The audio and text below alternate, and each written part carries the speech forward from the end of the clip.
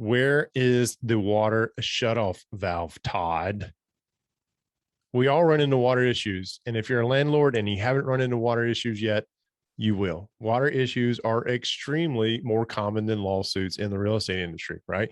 And water, while we can't live without it, we could live without it destroying our units, right? So in this episode, we talk about some of those stories and we get a special guest from Miss Caitlin Oakes. So if you want to chat about anything we discussed here today, you know what to do. This is episode number 176 of the W2 Capitalist podcast. I'd like to talk to Caitlin. Oh, look at that. Thank you, Jeff. I appreciate that. Yeah. So tell us about the real Brody. The real Brody. I mean, you guys kind of witness all of it. I'm authentic, Jeff. So our first like actual phone call when we were starting today was like, hey, my brain is like a train going in 50 different directions at the same time. Try to follow it. That is 100% true. And that's why I love him and also get frustrated at the same time. So that's his brain. That's his brain. So you just got to learn how to read the commercials and it's great. I kind of feel like that is an actual quote, like word for word from Brody. Did that really? Okay. The quote word for word was, my brain is like a train stop, except there's no stoplights and no redirects. And it's going 50 directions. And there's at least 50 of them headed to the station at the same time. That's awesome. Actual first quote from Brody before we started dating. And that's what got her hooked. That's what got her hooked right there. I was like, what does that even mean? I guess I got to go along for the ride. That's how you get them. Mm-hmm. That is awesome. Should that be our next podcast? What? Schizophrenia 101. How to get them. How to get them. Jeff, what is it going to cost you to fix your water issues or the damage caused by the leaky fridge? Good question. It's actually kind of opened Pandora's box here because I hate the floor in the house I'm in now. And I've been wanting to get rid of it since we started this project. And are you in the house with the flooding, or is it a different house? I'm in the other house. Okay. So, this is not morning glory house. This is the evening glory house. So, all right. So all of our houses have a name. Typically it's the street it's on, but sometimes if it's like 23rd Terrace, like I don't want to say that all the time. So we'll give it like a nickname because we have so many that like people will come and start talking to me about stuff and I'll be like, whoa, stop. Which house? Like, what are you talking about? Like, I've trained all my employees and Trina to be like, you start with the house that you are wanting to discuss. And then we go from there because I hate, like, they just come in and they just think that, they think that I know what house they're talking about. Like, yeah, we have too many projects going on. I need to know a name and then we go on. So there's Bimini because the house I'm in currently is on Bimini Lane. And then there's Flamingo, which is the one that flooded. And it is forever morning glory from now on. That's us. It's on Southwest 23rd Terrace. So who wants to fucking say that every fucking time you want to bring up that house? But it's in a neighborhood called Flamingo Park, so we call it Flamingo. There you go. This one's Bimini. But yeah. But why is it open Pandora's box? What do you mean? You go start doing flooring in both houses? I kind of Trina gets mad at me for this shit because I want something I can be proud of. I'm willing to risk more money to have it be like done right. And it's funny. She's so funny. Like in the beginning of a project, she'll be like, no. We don't need to spend money on all this. We need to, cut corner here, cut corner here, cut corner here. And I'm like, no, like, I'm not going to do that. Like, I'm not going to put my name on it. And then, but I'll just go and do whatever I feel necessary. And then towards the end, she's like, why is this here? You need to spend money on this. You know, it's suddenly at the end of the project, suddenly she's just, wants to just blow the cash.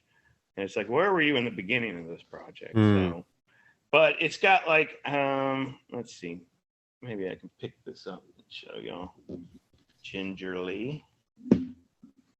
Like it's got like, I don't think it's Mexican tile, but it's a lot like it. Yeah, that's a good description. 12 by though. 12. Yeah. I fucking hate it.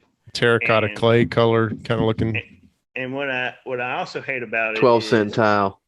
We've redone both bathrooms, and if you step back and look like into the bathroom of like what they've done and compare it with the terracotta or whatever the fuck y'all are calling it, 12-cent tile. it looks like fucking shit, and I fucking hate it. So I get really good deals from lumber liquidators because I buy so much from them. So I'm trying to kind of roll this in with the new flooring that got fucked up at the other house. Gotcha. What kind of downtime are we talking about here? Oh, fuck. Who knows? These things always happen just before a holiday weekend. Yeah. Always. Did y'all have somebody coming in And do what? into your The flooded one? the flamingo? Yeah, it's Flamingo house? on Airbnb. Yeah, it will be. Hopefully, one day. Just okay, but not yet. So nobody was scheduled to come in, and you had to turn them away and say, "Oh, no, sorry, no. we got a flood." It was never live. Gotcha. It was never live. Yeah. Gotcha. Okay, good moves. Good moves. I misunderstood what y'all were saying. Yeah. It was never live. It was really close. And at the time, I was kind of pissed that she didn't just, on the 2 weeks that she was here, like she didn't like at least wrap that one up. But I guess in hindsight, it's for the best. It's a blessing in disguise now, right? And a morning glory to go with it. Oh, You don't know what a morning glory is, right, Caitlin? Probably not in the sense you're using it. Okay, wait. What is the sense that you know it in? A flower. Okay. Yeah. She's a cavalry commander in the National Guard. She doesn't know what a morning glory is. It's your morning poop. Oh, okay. Yeah, there's the context. You're welcome. It's a great firework, too. I was thinking firework, Jeff. Me and Jeff are on the same page, minus the poop thing. But anyways, like there's tile in the bathroom, there's tile in the kitchen. Everything else was wood flooring. Ooh. Yeah. So it's Rest in flooded peace. before. That's like its second flooding. But the tenant I had in there just was so on point with it, like we were able to salvage it. But but this was sitting there for 2 days, so it's done. So it's done. I'm just wondering about the baseboard and the drywall at this point. So Do you file an insurance claim on this or no? no, hell no. Yeah. Hell no. I save that shit for the good stuff. Yeah. So could I offer, I mean, Jeff, I know you've got a ton more experience than us with like flooding incidents. I would love to hear your opinion.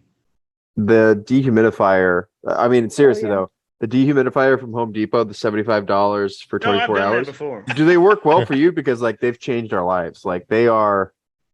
Do they cause They're nosebleeds insane. like you're having now? Is that Yeah.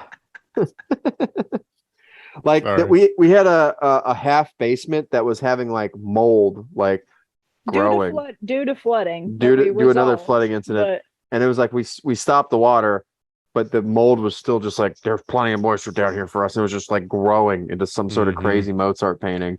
And we put that down there for like literally 10 hours and like it all died. It was gone. We didn't even Mhm. scrub it off. So I mean, it's Florida, so there's Good point. it's everywhere. yeah.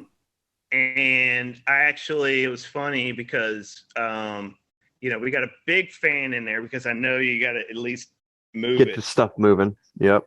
And we got the AC cranking because that's where it kind of collects it. Like typically, like if I thought I could save that floor, I'd have gone and bought 2 dehumidifiers and put them in there and just let them run. But Yeah. I knew because it'd been in there so long that it was a lost cause. So I just ran the fan, ran the AC, started getting that flooring out. Like, luckily, I have an awesome dumpster guy here who was there in like 2 hours with a dumpster. And, and we were just like, obviously glued down wood is a lot easier to get up when it's been sitting in water for 2 days. Oh, man. And so we were just like getting that shit up and straight into the dumpster. And you did all that today? I didn't get the whole house done. I got almost half. Nice. Wow. But get after it, man. That's awesome. What's funny, like I said, I learned something new today. I've done that so many times. So two things. Two things. Morning glory. Well, the second thing is that I need to flood a house to make sure I could take up the floors easily. Yeah, I mean, I'm sorry. But the other thing was like every house I have, like I want that condensate line clear as a bell. Mm-hmm. And I want when it starts to overflow, it shuts the unit down. Yeah. We've got and I thought I did that with this house, and I open up, I mainly wanted to, like, I had my guy like, wet backing everything and squeegeeing it out and all that. But I knew that I needed to rely on my AC to get a lot of that water up too. So I open up the door, and there's no where it will stop it if it overflows. And I open up the condensate line, and it just starts dumping into the floor, which normally would be a problem, but I didn't give a shit. So I was like, okay, because I'd gone outside to look at the condensate line, and I was like, I need that thing to flow, and it was just like dripping. drip, like barely. Like it should be just like almost a faucet. Yeah. And so I was like, okay, I gotta go get some bleach, and got some bleach, poured it down the drain, stuck it back on, and then it started, flowing. Because if it had backed up, all the shit we spent like getting the water up would have just dumped right back into the floor. Yeah.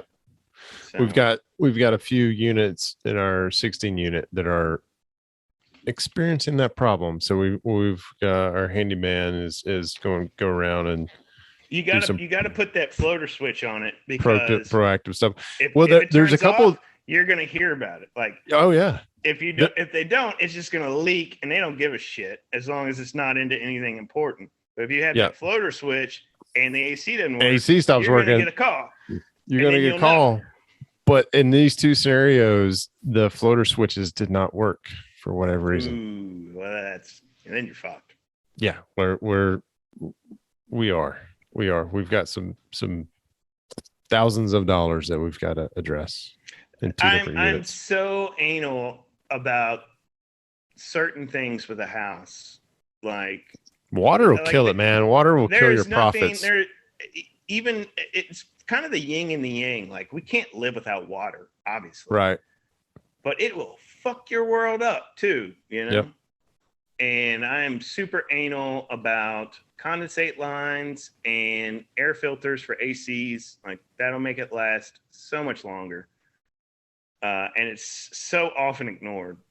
And I'm super anal about like how water flows off the roof. Correct fuses and correct light bulbs is my stuff.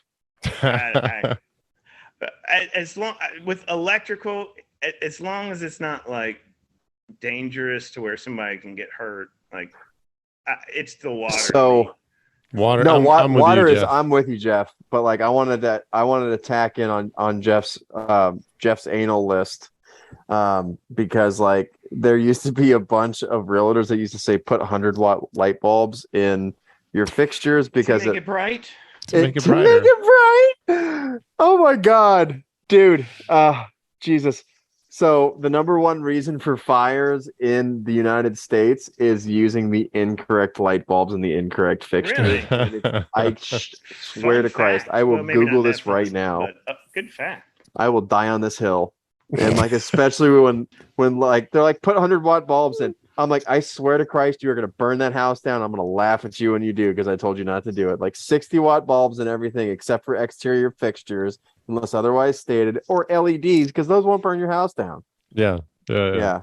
But yeah, That's like crazy. mine's electrical, because fire does a lot more damage quicker than water. You know what I'm Well, saying? that's definitely like fire is what I would put an insurance claim on. Not that I want that. I'm not trying to. That's make a it good seem point. Like that. That's a good like point. Yeah, that's true. fire. I will put in a claim in, but like what I got going on here, like fuck, I could fix all that shit. Yeah. And I don't have to wait. You know, like if I had to wait for them to like figure it out, like I want this fucker on the market. You know, I'm done with Florida. Like I want the fuck out of here. And You know? and you want to you don't want to be. Are you flipping this now? You flipping the flamingo house? Oh, you want to be out of Florida. You want to go back to Mobile. I want to be done with these houses so I can go home. Gotcha. Like I want them set up and everything to where I can go home. And you know, one of the big things I miss about Florida with houses, and I don't know how it is where y'all live, but like in Florida, like you got the water main and meter out by the street, like most people. But in Florida, most of the time, there's a valve just before it comes into the house. Just a simple, like a hose, like a hose bib type valve. And I miss that so much because it makes it so easy for like contractors to, you know, turn it on, turn it off if they need to, and tenants. Because if you have a tenant and there's a water leak, they're gonna go like they know to go like you're gonna get them a T handle to like go out to just grab a pair of pliers and go out to the road and turn it off. It's like fuck no. I've considered many a times to converting all my properties in Alabama to have that by the house where the water comes in, to where like they don't freak out. And you know, you just you tell them where it is so they know. But otherwise, if there's a leak, like, and they don't know where it's coming from, like, they don't know what the fuck to do. Yeah. That must be a South Florida thing. We don't have that in the Panhandle. Really? They got it. Every one of my places down here has so we got that here in Virginia. I'm not sure if it's code or not, but like it's usually by the water heater or the washer and dryer. So like that's kind of like the emergency standard operating procedure we have for our tenants. Like, hey, that like the guy Adam in the false panel, punch it, it'll pop open. There's a valve in there, close it. Like 90 degrees is closed, parallel with the pipe is open. So it's like inside the house. Yeah, but like it's just like a simple like. Well, that's fine too. It's just to have the option and to educate them on it. That way they don't freak out when, it happens. If something happens. And I actually leave like emergency cheat sheets in each unit, especially in the triplex where it's like a converted house because it's a shared unit. So like one emergency will affect everybody. The water shut off is in a different unit. So I say it's like, hey, it's in unit 1, go knock on the door and tell them you need to shut off the water now. So I leave a cheat sheet to tell them where it's at. All those emergency shutoffs for those instances like you're talking about.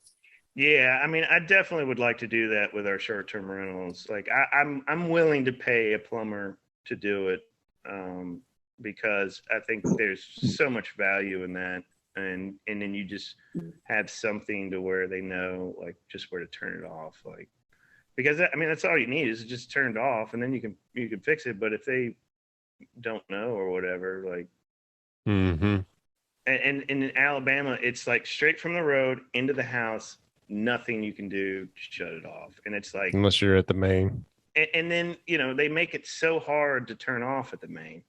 You got to have that. Why is that? What is that about? That's a control thing for me. I feel like they got to be controlling, like let's get back into the conspiracy thing. Oh yeah. It is. Definitely is. When you leave a review, and I hope you do, don't forget to tell us who you are and leave 5 stars. That's from Dirty Jobs Micro. Listen, guys, if you're interested in exploring any of the products or services that I use to make my real estate investing career easier, or you want to explore joining us in the W2 Capitalist community where you can hang out with guys like myself, Brody, Jamie, and Jeff on a routine basis, there's going to be a link somewhere in the description or comments or something like that, wherever you're watching or listening to this podcast. But as promised, if you have any questions whatsoever, or you feel like I can help you in anything we talk about here today on this episode or any of the previous episodes, send me a text. I was going to say, give me a call, but chances are, if you're not in my phone book, I'm not going to answer. So send me a text. Let me know what episode you're listening to and how I can potentially help you. We'll find a time to get on a call. Okay. My cell phone number is 205-249-0248.